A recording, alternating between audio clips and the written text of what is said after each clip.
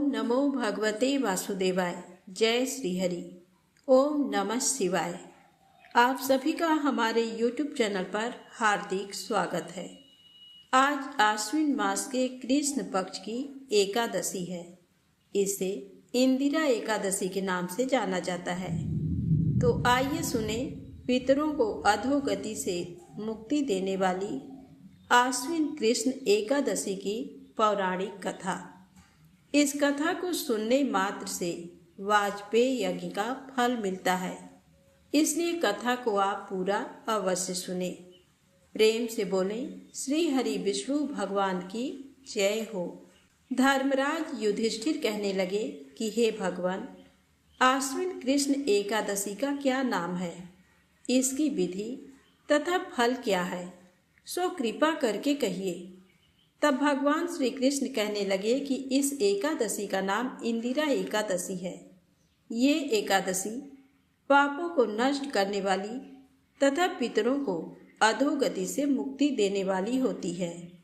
हे राजन, ध्यान पूर्वक इसकी कथा सुनो। इसके सुनने मात्र से ही वाजपेयी यज्ञ का फल मिलता है। प्राचीन काल में सतयुग के समय में महिष्मती नाम की एक नगरी में इंद्रसेन नाम का एक प्रतापी राजा धर्मपूर्वक अपनी प्रजा का पालन करते हुए शासन करता था।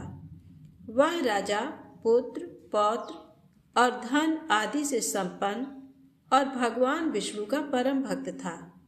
एक दिन जब राजा सुखपूर्वक अपनी सभा में बैठा था तो आकाश मार्ग से महर्षि नारद उतरकर उनकी सभा में आए। राजा उन्हें देखते ही हाथ जोड़कर खड़ा हो गया और विधि पूर्वक आसन व अर्घ्य दिया।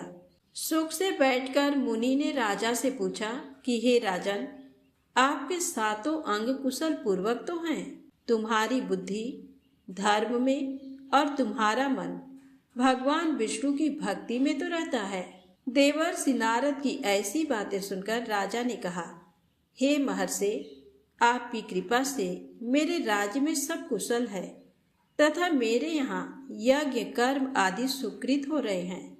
आप कृपा करके अपने आगमन का कारण कहिए। तब ऋषि कहने लगे कि हे राजन, आप आश्चर्य देने वाले मेरे वचनों को सुनो। मैं एक समय ब्रह्मलोक से यमलोक को गया। वहां श्रद्धा पूर्वक यमराज से पूजित होकर मैंने धर्मशील और सत्यवान धर्मराज की प्रशंसा की। उसी यमराज की सभा में महान ज्ञानी और धर्मात्मा तुम्हारे पिता को एकादशी का व्रत भंग होने के कारण देखा। उन्होंने संदेशा दिया, सो मैं तुम्हें कहता हूँ। उन्होंने कहा कि पूर्व जन्म में कोई विघ्न हो जाने के कारण मैं यमराज के निकट रह रहा हूँ। सो हे पुत्र, यदि तुम आश्विन कृष्णा इंदिरा एकादशी का व्रत मेरे निमित्त करो तो मुझे स्वर्ग की प्राप्ति हो सकती है। इतना सुनकर राजा कहने लगा कि हे महर्षि, आप इस व्रत की विधि मुझसे कहिए। तब नारद जी कहने लगे, आश्विन माह के कृष्ण पक्ष की दशमी के दिन प्रातःकाल श्रद्धा पूर्वक स्नान आदि से निवृत्त होकर पुनः दोपहर को नदी आदि में जाकर स्नान करें। फिर श्रद्धा पूर्वक पितरों का श्राद्ध करें और एक बार भोजन करें। प्रातः काल होने पर एकादशी के दिन दातून आदि करके स्नान करें। फिर व्रत के नियमों को भक्ति पूर्वक ग्रहण करते हुए प्रतिज्ञा करें कि मैं आज संपूर्ण भोगों को त्याग कर निराहार एकादशी का व्रत करूंगा। हे अच्युत, हे पुंडरीकाक्ष, मैं आपकी शरण हूँ, आप मेरी रक्षा कीजिए। इस प्रकार नियम पूर्वक शालिग्राम की मूर्ति के आगे विधि पूर्वक श्राद्ध करके योग्य ब्राह्मणों को फलाहार का भोजन कराएं और दक्षिणा दें। पितरों के श्राद्ध से जो बच जाए उसको सूंघ कर गौ को दें तथा धूप, दीप, गंध, पुष्प, नैवेद्य आदि सब सामग्री से ऋषिकेश भगवान का पूजन करें। रात में भगवान के निकट जागरण करें। इसके पश्चात द्वादशी के दिन प्रातः काल होने पर भगवान का पूजन करके ब्राह्मणों को भोजन कराएं। भाई बंधुओं, स्त्री और पुत्र सहित आप भी मौन होकर भोजन करें। नारद जी कहने लगे कि हे राजन, इस विधि से यदि तुम आलस से रहित होकर इस एकादशी का व्रत करोगे तो तुम्हारे पिता अवश्य ही स्वर्ग लोक को जाएंगे। इतना कहकर नारद जी अंतर ध्यान हो गए। नारद जी के कथनानुसार राजा द्वारा अपने बांधवों तथा दासों सहित व्रत करने से आकाश से पुष्प वर्षा हुई और उस राजा का पिता गरुड़ पर चढ़कर विष्णु लोक को गया। राजा इंद्रसेन भी एकादशी के व्रत के प्रभाव से निष्कंटक राज करके अंत में अपने पुत्र को सिंहासन पर बैठाकर स्वर्ग लोक को गया। हे युधिष्ठिर, ये इंदिरा एकादशी के व्रत का महात्म मैंने तुमसे कहा।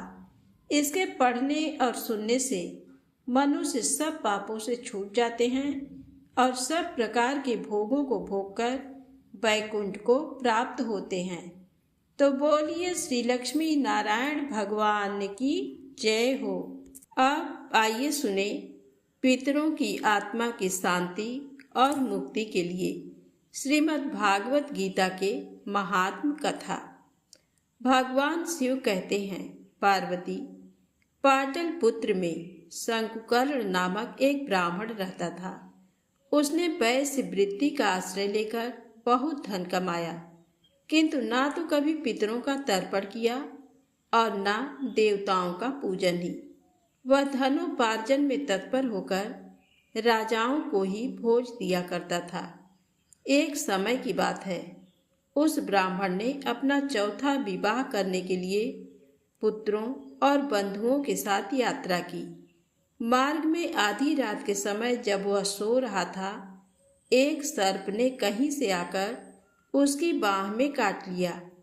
उसके काटते ही ऐसी अवस्था हो गई कि मणि, मंत्र और औषधि आदि से भी उसके शरीर की रक्षा असाध्य जान पड़ी। तत्पश्चात कुछ ही क्षणों में उसके प्राण पखेरु उड़ गए। फिर बहुत समय के बाद वह प्रेत सर्प योनि में उत्पन्न हुआ। उसका चित्त धन की वासना में बंधा था। उसने पूर्व वृत्तांत को याद करके सोचा, मैंने जी भर के बाहर करोड़ों की संख्या में अपना धन गाड़ रखा है। इससे उन पुत्रों को वंचित करके स्वयं ही उसकी रक्षा करूंगा। एक दिन सांप की योनि से पीड़ित होकर पिता ने स्वप्न में अपने पुत्रों के समक्ष आकर अपना मनोभाव बताया। तब उसके निरंकुश पुत्रों ने सवेरे उठकर बड़े विस्मय के साथ एक दूसरे से स्वप्न की बातें कहीं। उनमें से मझला पुत्र कुदाल हाथ में लिए घर से निकला और जहां उसके पिता सर्पयोनि धारण करके रहते थे उस स्थान पर गया। उसे धन के स्थान का ठीक ठीक पता नहीं था, तो भी उसने चिन्हों से उसका ठीक निश्चय कर लिया और लोभ बुद्धि से वहां पहुंचकर बांबी को खोदना आरंभ किया। तब उस बांबी से बड़ा भयानक सांप प्रकट हुआ और बोला, ओ मूढ़, तू कौन है? किस लिए आया है? क्यों बिल खोद रहा है? अथवा किसने तुझे भेजा है? ये सारी बातें मेरे सामने बता। पुत्र बोला, मैं आपका पुत्र हूँ, मेरा नाम शिव है। मैं रात्रि में देखे हुए स्वप्न से विस्मित होकर यहाँ का सुवर्ण लेने के कौतूहल से आया हूँ। पुत्र के ये लोक निंदित वाणी सुनकर वह सांप हंसता हुआ उच्च स्वर से इस प्रकार वचन बोला, यदि तू मेरा पुत्र है तो मुझे शीघ्र ही बंधन से मुक्त कर। मैं पूर्व जन्म के गाड़े हुए धन के ही लिए सर्प योनि में उत्पन्न हुआ हूँ। पुत्र ने पूछा, पिताजी, आपकी मुक्ति कैसे होगी? इसका उपाय मुझे बताइए, क्योंकि मैं इस रात में सब लोगों को छोड़कर आपके पास आया हूँ। पिता ने कहा, बेटा, गीता के अमृतमय 7वें अध्याय को छोड़कर मुझे मुक्त करने में तीर्थ, दान, तप ये सब सर्वथा समर्थ नहीं है। केवल गीता का 7वां अध्याय ही प्राणियों के जरा, मृत्यु आदि दुख को दूर करने वाला है। पुत्र, मेरे श्राद्ध के दिन 7वें अध्याय का पाठ करने वाले ब्राह्मण को श्रद्धा पूर्वक भोजन कराओ। इससे निस्संदेह मेरी मुक्ति हो जाएगी। वत्स, अपनी शक्ति के अनुसार पूर्ण श्रद्धा के साथ वेद विद्या में प्रवीण अन्य ब्राह्मणों को भी भोजन कराना। सर्पयोनि में पड़े हुए पिता के ये वचन सुनकर सभी पुत्रों ने उसकी आज्ञा के अनुसार तथा उससे भी अधिक किया। तब शंकुकर्ण ने अपने सर्प शरीर को त्याग कर दिव्य देह धारण किया और सारा धन पुत्रों के अधीन कर दिया। पिता ने करोड़ों की संख्या में जो धन बांट कर दिया था, उससे वे सदाचारी पुत्र बहुत प्रसन्न हुए। उनकी बुद्धि धर्म में लगी हुई थी, इसलिए उन्होंने बावली, कुआं, पोखरा, यज्ञ तथा देव मंदिर के लिए उस धन का उपयोग किया और अन्नशाला भी बनवाई। तत्पश्चात 7वें अध्याय का सदा जप करते हुए उन्होंने मोक्ष प्राप्त किया। पार्वती, ये तुम्हें 7वें अध्याय का महात्म बताया गया है, जिसके श्रवण मात्र से मानव सब पातकों से मुक्त हो जाता है। तो बोलिए श्री लक्ष्मी नारायण भगवान की जय हो। भगवान श्री लक्ष्मी नारायण जी के चरणों का ध्यान करते हुए तुलसी माता की इस पावन कथा को सुनते हैं। सांवरली मुनि की पुत्री तुलसी अपूर्व सुंदरी थी। उनकी इच्छा थी कि उनका विवाह भगवान नारायण के साथ हो। इसके लिए उन्होंने नारायण पर्वत की घाटी में स्थित बद्री वन में घोर तपस्या की। दीर्घ काल तक तपस्या के उपरांत ब्रह्मा जी ने प्रसन्न होकर दर्शन दिया और वर मांगने को कहा। तुलसी जी ने कहा, सृष्टिकर्ता ब्रह्मदेव, आप अंतर्यामी हैं, सबके मन की बात जानते हैं। फिर भी मैं अपनी इच्छा आपसे बताती हूँ। मैं चाहती हूँ कि भगवान श्री नारायण मुझे पति रूप में मिले। ब्रह्मा जी ने कहा, तुम्हारा अभीष्ट तुम्हें अवश्य मिलेगा। अपने पूर्व जन्म में किसी अपराध के कारण तुम्हें श्राप मिला है। इसी प्रकार भगवान श्री नारायण के एक पार्षद को भी दानव कुल में जन्म लेने का श्राप मिला है। दानव कुल में जन्म लेने के बाद भी उसमें नारायण का अंश विद्यमान रहेगा। इसलिए इस जन्म में पूर्व जन्म के पाप के शमन के लिए संपूर्ण नारायण तो नहीं मिलेंगे, लेकिन नारायण के अंश से युक्त दानव कुल में जन्मे उस शापग्रस्त पार्षद से तुम्हारा विवाह होगा। शाप मुक्त होने पर भगवान श्री नारायण सदा सर्वदा के लिए तुम्हारे पति हो जाएंगे। तुलसी ने ब्रह्मा के इस वर को स्वीकार किया, क्योंकि मानव कुल में जन्म के कारण उस मायावी भोग को तो भोगना ही था। तुलसी बद्री वन में ही रहने लगी। नारायण का वह पार्षद दानव कुल में जलंधर के नाम से पैदा हुआ था। कुछ दिनों बाद वह भ्रमण करता हुआ बद्री वन में आया। यहाँ तुलसी को देखते ही वह उस पर मंत्र मुग्ध हो गया। तुलसी के सामने उसने अपने विवाह का प्रस्ताव रखा।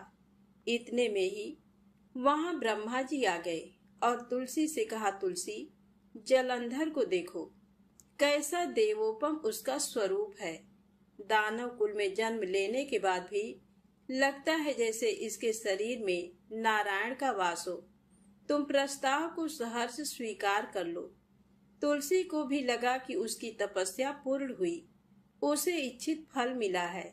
जलंधर के साथ उसका गंधर्व विवाह हो गया और वह जलंधर के साथ उसके महल में पत्नी बनकर आ गई। जलंधर ने अपनी परम सुंदरी सती साध्वी पत्नी तुलसी के साथ बहुत दिनों तक राज किया। उसने अपने राज्य का इतना विस्तार किया कि देवलोक तक उसके अधिकार में आ गया। स्वर्ग का सुख भोगने वाले देवताओं की दशा भिखारियों जैसी हो गई।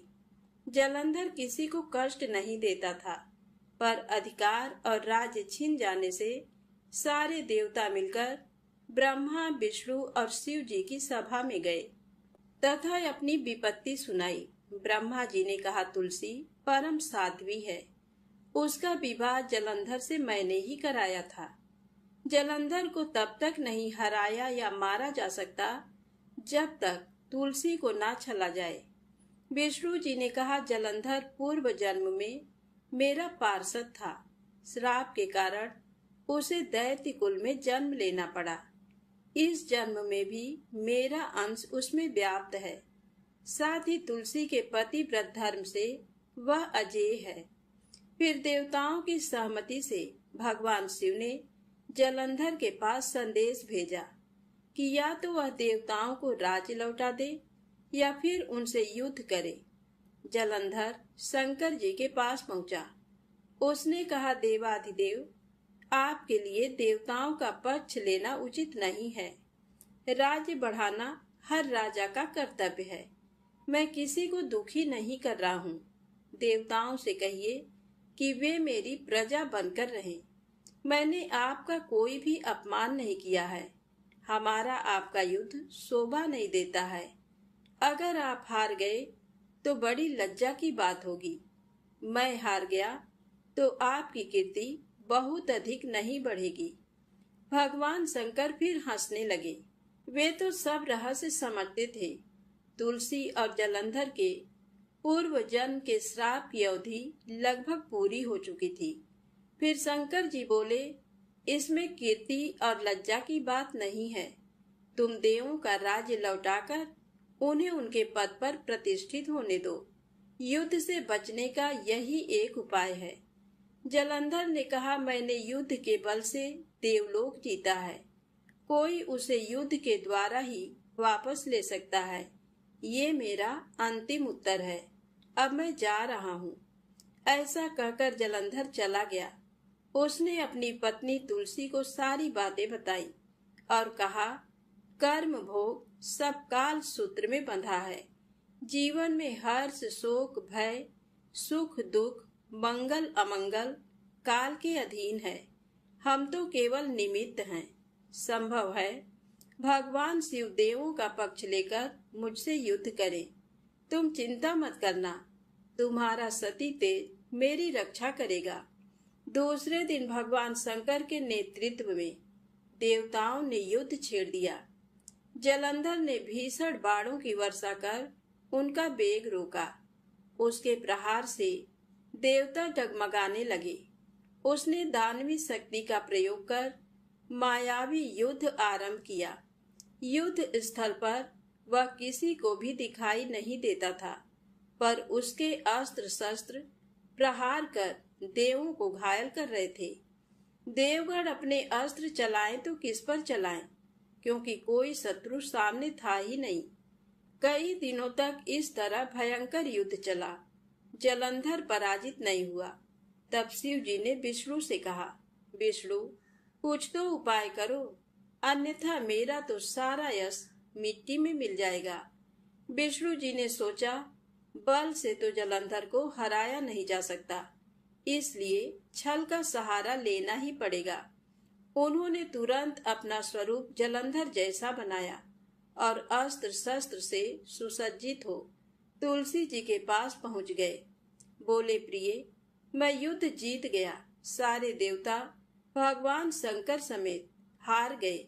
इस खुशी में आओ, मैं तुम्हें अपने अंग से लगा लूं। पति को प्रत्यक्ष खड़ा देख तथा विजय का समाचार सुन वह दौड़कर मायावी जलंधर के गले से लिपट गई। इस प्रकार पति पत्नी दोनों ने आलिंगन हो खूब खुशी मनाई।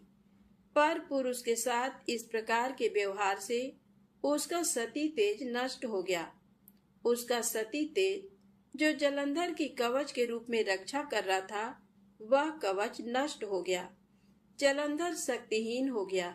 ये जानते ही भगवान शंकर ने अपने त्रिशूल से प्रहार किया। त्रिशूल के लगते ही जलंधर जलकर भस्म हो गया। जलंधर के मरने को जानकर विष्णु अपने असली रूप में आ गए। सामने अपने पति जलंधर के स्थान पर भगवान विष्णु को खड़ा देख तुलसी बहुत विस्मित हुई। उसको पता लग गया कि स्वयं नारायण ने उसके साथ छल किया है क्रोध में आकर तुलसी जी ने श्राप दिया, एक सती स्त्री का सतीत्व भंग करने के अपराध में तुम हृदयहीन पत्थर हो जाओ। विष्णु जी ने तुलसी के श्राप को सिरोधार्य कर कहा, देवी, तुम्हारे तथा जलंधर के कल्याण के लिए मुझे ऐसा करना पड़ा। तुम दोनों को श्राप मुक्त करना था। तुम भी अब अपना शरीर त्याग कर तुलसी बिरवा के रूप में जन्म लोगी और मेरी पूजा तुलसी दल से होगी। मैं शालिग्राम पत्थर बनूंगा। मेरे शीश पर तुम आदर से विराजमान होगी। तुम्हारे पति की हड्डियों के चूर्ण से शंख की उत्पत्ति होगी। उस शंख ध्वनि से देवताओं तथा मेरी पूजा आराधना होगी। जहाँ शंख ध्वनि होगी वहाँ मंगलमय मैं विराजमान रहूंगा। तुमने पूर्व जन्म में बद्री वन में मुझे पाने के लिए बड़ी तपस्या की थी। अब अगले जन्म में मैं नारायण प्रस्तर के रूप में बद्रीनाथ वन में स्थापित होऊंगा और मेरी पूजा अर्चना फल फूल से ना होकर तुम्हारी तुलसी दल से होगी। मेरे शीश पर विराजमान होकर तुम मुझसे भी ऊंचा पद प्राप्त करोगी। तो बोलिए श्री लक्ष्मी नारायण भगवान की जय। बोलिए श्री तुलसी शालिग्राम जी की जय। अब आइए सुने एकादशी माता की पौराणिक कथा। एक बार एक राज्य में एक राजा रहा करता था। राजा बहुत ही बुद्धिमान और बलशाली था। राजा सदैव अपनी प्रजा का बहुत अच्छे से ध्यान रखता था। प्रजा भी अपने राजा को बहुत पसंद करती थी। राजा की 2 बेटियां थीं। राजा अपनी दोनों बेटियों से बहुत प्रेम करता था। राजा की छोटी बेटी देखने में बहुत सुंदर और आकर्षक थी और राजा की बड़ी बेटी छोटी बेटी के मुकाबले थोड़ा कम सुंदर थी। राजा की छोटी बेटी 11 माता की पूजा किया करती थी और सभी लोग राजा की छोटी बेटी से बहुत प्रेम करते थे और बहुत प्रशंसा किया करते थे। राजा भी अपनी छोटी बेटी को बड़ी बेटी से अधिक प्रेम करता था, जिस कारण राजा की बड़ी बेटी को अपनी छोटी बहन से बहुत नफरत होने लगी थी। राजा की दोनों बेटियां जब बड़ी हो गईं, तब एक पड़ोस राज्य में रहने वाला राजकुमार राजा की बड़ी बेटी के लिए रिश्ता लेकर आया। लेकिन जैसे ही उस राजकुमार की नज़र राजा की छोटी बेटी पर पड़ी, तो वह राजकुमार राजा की छोटी बेटी पर आकर्षित हो गया और उससे पहली नज़र में प्रेम कर बैठा। उस राजकुमार ने राजा की बड़ी बेटी के साथ विवाह करने से मना कर दिया और उसने राजा से कहा कि मैं आपकी छोटी बेटी से विवाह करना चाहता हूँ। जिसके बाद राजा की बड़ी बेटी ये देखकर अपनी छोटी बहन से बहुत क्रोधित हो गई और राजा की बड़ी बेटी ने अपनी छोटी बहन को अपना सबसे बड़ा दुश्मन मान लिया। राजा की बड़ी बेटी ने अपनी छोटी बहन से बदला लेने का निर्णय किया, जिसके लिए उसने अपनी छोटी बहन को जान से मारने का प्लान बनाया। राजा की बड़ी बेटी ने अपनी छोटी बहन को मारने के लिए सबसे पहले एक लड्डू में जहर मिलाकर अपनी छोटी बहन को दे दिया और उसको लड्डू खाने के लिए कहा। लेकिन लड्डू खाने के बाद भी छोटी बहन को कुछ नहीं हुआ। बड़ी बहन ये देखकर बहुत आश्चर्यचकित हो गई, लेकिन बड़ी बहन ने हार नहीं मानी और उसने जब रात में छोटी बहन अपने कमरे में सो रही थी, तब एक मटके में सांप रखकर उसे कमरे में छोड़ दिया। लेकिन सांप भी छोटी बहन का कुछ नहीं कर पाया। जिसके बाद बड़ी बहन ने अपनी छोटी बहन से कहा कि चलो हम लोग कुएं में से पानी भरकर लाते हैं, जिसके लिए वह अपनी छोटी बहन को पानी भरने के बहाने कुएं के पास ले गई और उसने अपनी छोटी बहन को कुएं में धक्का दे दिया। लेकिन छोटी बहन को तब भी कुछ नहीं हुआ, क्योंकि हर बार 11 माता उसकी रक्षा कर रही थी और उधर बड़ी बहन अपने सारे प्रयासों के बाद असफल हो रही थी, जिससे वह बहुत क्रोधित होती जा रही थी। फिर उसने अपनी छोटी बहन के पास जाकर उससे खुद ही पूछा कि मेरी छोटी बहन, तुमको पता है भगवान ने सबकी मृत्यु एक निश्चित समय पर लिखी हुई है, और कैसे तुम्हारी मृत्यु होगी, क्या ये तुम जानती हो? तब छोटी बहन ने अपनी बड़ी बहन को बताया कि हाँ, मैं तो जानती हूँ मेरी मृत्यु कैसे होगी। छोटी बहन से ये सुनकर बड़ी बहन मन ही मन बहुत प्रसन्न होने लगी और उसने अपनी छोटी बहन से कहा कि तुम मुझे अपनी मृत्यु का राज बताओ। छोटी बहन ने अपने बड़ी बहन से कहा कि मेरी मृत्यु तो एक तोते में है। जो तोते के गले में एक हार है, उससे मेरी मृत्यु होगी। जब तक कोई भी व्यक्ति तोते को मारकर वह हार अपने गले में पहनेगा तो मैं मूर्छित हो जाऊंगी, और जैसे ही उस हार को अपने गले से उतारेगा तो मैं वापस से जीवित हो जाऊंगी। अपनी छोटी बहन की मृत्यु का राज जानकर बड़ी बहन बहुत ही खुश हो गई और उसने अपनी छोटी बहन को मारने के लिए उसके पालतू तोते को ढूंढना शुरू कर दिया। और छोटी बहन को इस बात का आभास हो गया था कि कोई उसकी जान लेना चाहता है, जिसके लिए वह अपने पिताजी के पास गई और उसने अपने पिताजी से कहा कि पिताजी, मेरी मृत्यु के बाद आप मुझे जलाइएगा मत, बल्कि आप मुझे अपनी पुरानी वाली हवेली में एक पलंग में लिटाकर छोड़ दीजिएगा। अपनी छोटी लड़की की ये बात सुनकर राजा बहुत आश्चर्यचकित हो गए। राजा ने अपनी छोटी बेटी से पूछा, बेटी, तुम ये क्या कह रही हो? तब राजा की छोटी बेटी ने बताया, पिताजी, समय किसी के लिए नहीं रुका है। कब क्या हो जाए किसी को कुछ पता नहीं है। और फिर राजा ने अपनी छोटी बेटी से कहा कि तुम ऐसी बातें क्यों कर रही हो? 2-3 दिन में तो तुम्हारा विवाह है। लेकिन छोटी बेटी ने अपने पिताजी को ऐसा करने पर मजबूर कर दिया और उनसे वचन ले लिया।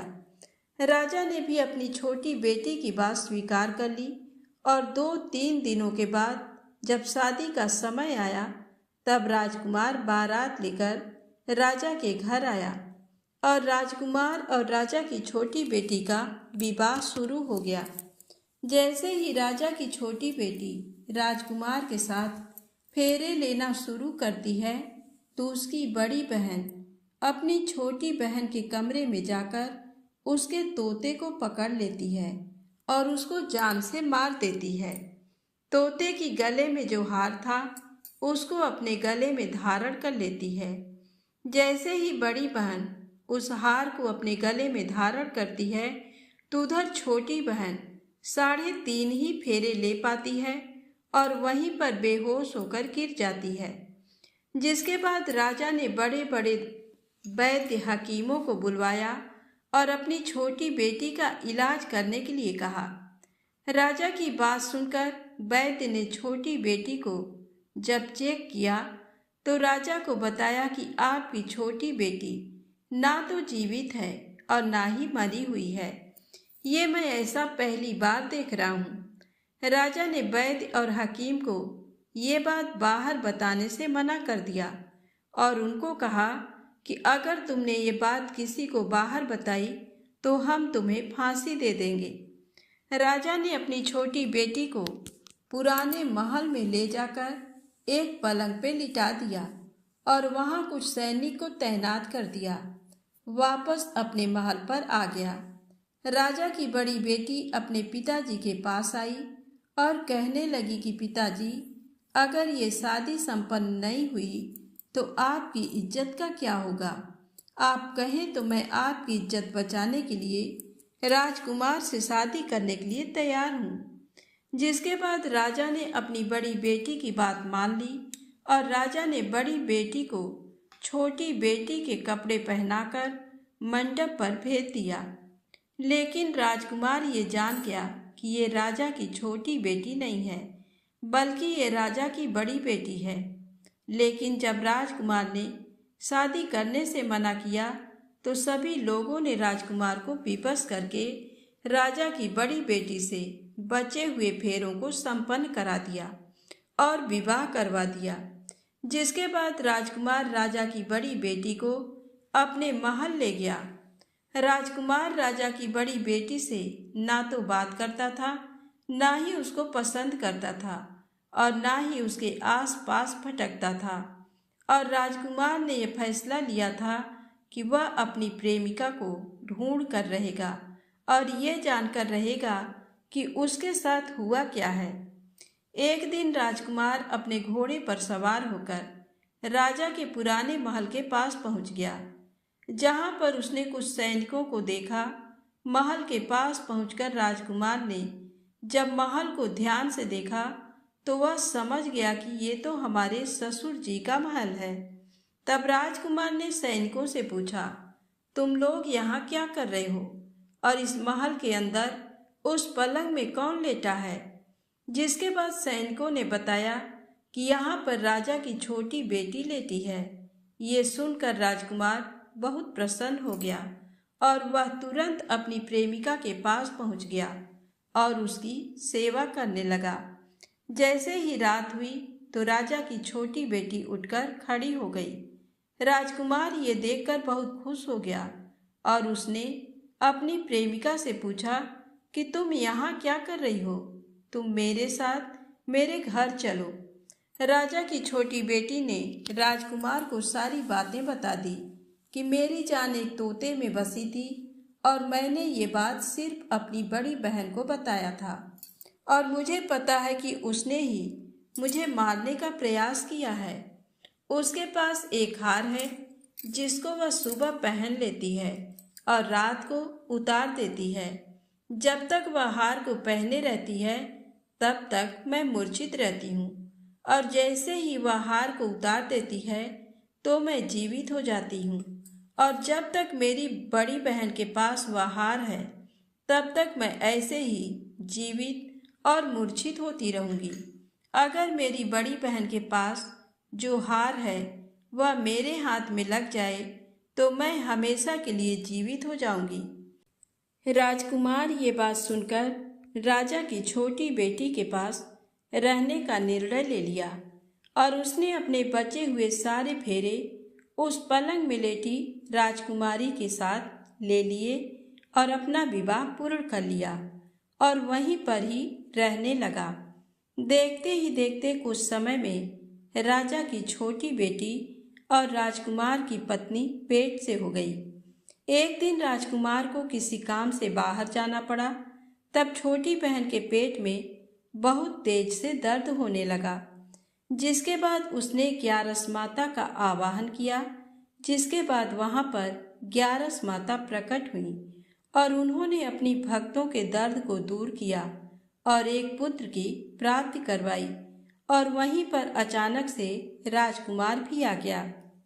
राजकुमार ने ग्यारस माता को देखा तो वह आश्चर्यचकित हो गया और उसने तुरंत माता को प्रणाम किया।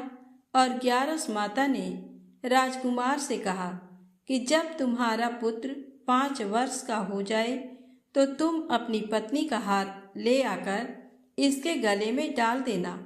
और देखते ही देखते राजकुमार और राजा की छोटी बेटी का पुत्र 5 वर्ष का हो जाता है।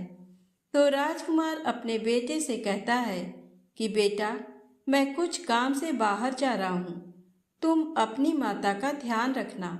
और वहां से चला जाता है। राजा को बाहर निकलता देख बड़ी बहन के सैनिक देख लेते हैं और बड़ी बहन को जाकर सारी बातें बता देते हैं। जिसके बाद बड़ी बहन अपनी छोटी बहन के पुत्र को वहां से उठवा लेती है और उसको मरवा देती है। छोटी बेटी के पुत्र के 2 टुकड़े करवा देती है। पहला टुकड़ा चक्की के पास छुपा देती है और दूसरा टुकड़ा अपनी पलंग के नीचे रख लेती है। अब ग्यारस माता भिखारी का रूप लेकर आती हैं। एक भिखारी का रूप रखकर बड़ी बहन के पास चली जाती हैं, जिसके बाद वहां पर भिक्षा मांगने लगती हैं। बड़ी बहन अपने नौकरों से कहती है कि जाकर भिक्षा दे दो। लेकिन जैसे ही नौकर ग्यारस माता को भिक्षा देने के लिए आते हैं तो माता उन्हें मना कर देती हैं और कहती हैं कि मैं तुम्हारी महारानी से ही भिक्षा लूंगी। जिसके बाद बड़ी बहन स्वयं ही भिक्षा देने के लिए माता के पास आती है। तब माता एक बिल्ली का रूप लेकर उसके कमरे में चली जाती हैं और वहां पर छोटी बेटी के पुत्र के 2 टुकड़े को आपस में जोड़ देती हैं और उसे जीवित कर देती हैं। उसे वहां से ले जाती हैं। एक दिन राजकुमार अपने बेटे को लेकर अपनी पत्नी के पास जाता है और उससे कहता है कि तुम इस बच्चे का ध्यान रखना। अगर तुम इस बच्चे का अच्छे से ध्यान रखोगी तो मैं तुमसे बात करूंगा। एक दिन राजकुमार अपने बच्चे से कहता है कि तुम अपनी मम्मी से उनके गले का हार मांग लो। जिसके बाद राजकुमार का लड़का अपनी मम्मी के पास जाता है और कहता है कि मम्मी, मुझे तुम्हारा हार चाहिए जो तुमने गले में पहन रखा है। ये सुनकर पहले तो बड़ी बहन बहुत क्रोधित होती है, पर उसको ये याद आता है कि राजकुमार ने कहा था कि अगर मैं इस बच्चे का ध्यान अच्छे से रखूंगी तो वह मुझसे बात करेंगे। जिसके कारण वह हार को उस बच्चे को दे देती है और वह तुरंत हार को ले जाकर अपने पिताजी को दे देता है। और तभी राजकुमार अपने बेटे को लेकर वहां से जाने लगता है और अपनी पत्नी से कहता है कि तुम हमारे लिए खाना बनाकर रखना, मैं शाम को आकर तुम्हारे साथ खाऊंगा। और वह अपने बेटे को लेकर वहां से चला जाता है। जिसके बाद वह राजा के पास जाता है और उनको सारी बातें बता देता है। राजा अपनी बड़ी बेटी की ये करतूत सुनकर बहुत क्रोधित होते हैं और अपनी परवरिश पर ही दोष देने लगते हैं और राजकुमार को अपनी छोटी बेटी के साथ रहने के लिए आदेश देते हैं। तो प्रेम से बोले ग्यारस माता की जय हो। बोलिए श्री लक्ष्मी नारायण भगवान की जय हो।